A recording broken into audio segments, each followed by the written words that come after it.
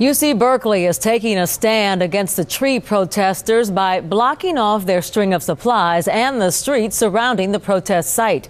Crown 4's Dan Kerman is live in Berkeley tonight to show us how the officials are dealing with the remaining protesters and lay details on the number of arrests that have been made. Dan. Good evening, Pam. As you can see, this street is now closed off. Police are still here in full force, keeping our eye on the area of the oak groves. But we do have some late-breaking developments. Within the last hour, another protester has come out of the trees and been arrested. This one, though, came out voluntarily. However, ones that came out earlier today, not necessarily voluntarily.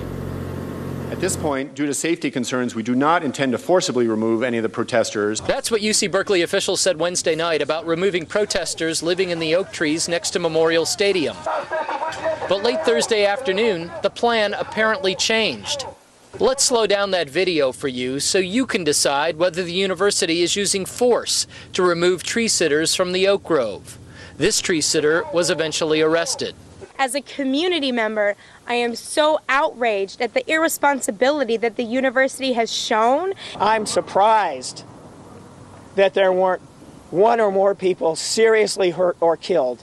And that's the pathway that the university is heading on right now. At a Thursday evening news conference, supporters of the tree sitters were incensed by the university's attempt to cut down lines and remove people from trees. UC Berkeley seems to think this is just a raw power game, that by God, they're going to win at any cost. We are demanding that they immediately cease sending any more climbers up into the heights of these trees. We even heard from tree sitter Dumpster Muffin, who caused a stir Wednesday when she was approached as she stood on her perch. They did everything they could to endanger and threaten our lives. It's absolutely horrifying. The university, though, doesn't see it that way. The arborists who are up there have been pelted with human feces, human urine, they've been struck, they've been attacked with wire cutters, they've been verbally abused, and I think that the amount of restraint they've shown so far is truly admirable.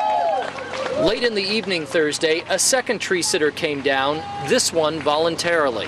I just got so, they did wear me down, and they get extremely dangerous day after day after day. So I finally decided to come down and find a different way. And we're back live outside the Oak Grove at UC Berkeley. We can tell you that while that protester came down, he says the others are still willing to stay up there as long as it takes and are willing to die, he says, to save the oaks. So as where we stand right now, it looks like neither side is backing down, and the university is ramping up their efforts to get these protesters out of the grove.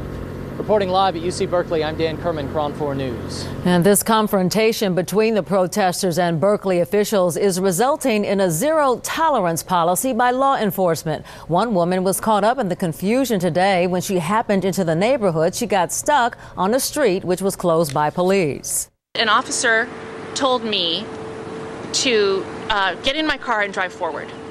And there was a large group of protesters blocking the road as well as police officers. I said, I'm not going to use my car to run over protesters. And once you clear the road, I'll leave. And they said, ma'am, get in your car. This is an order. I'm going to have you arrested unless you get in your car and drive forward.